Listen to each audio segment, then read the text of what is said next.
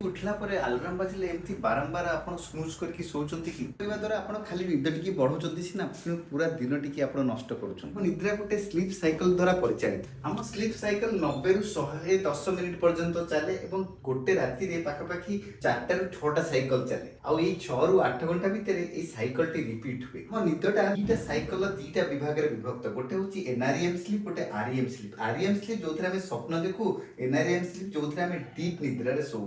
କିନ୍ତୁ are 3टा stage अच्छी। Stage 3 होची हमर सबटू डीप निद्रा जोथरे कि हमर बॉडी रो सब जिंस रिपेयर हुए। तापर आसे आरईएम स्लीप जोथरे पुणी हमें आवेग अवस्था को फेरु ब्रेन एक्टिविटी पुणी आरंभ हो जाए एवं यह 15 ରୁ 20 मिनिट लास्टिंग कर। आपण निद्रा रे बारंबार स्नूजिंग करके सोइबे स्टेज 1 किबा स्टेज 2 रे कोठी आपनक निद पुणी भांगिबा को पड़िबो।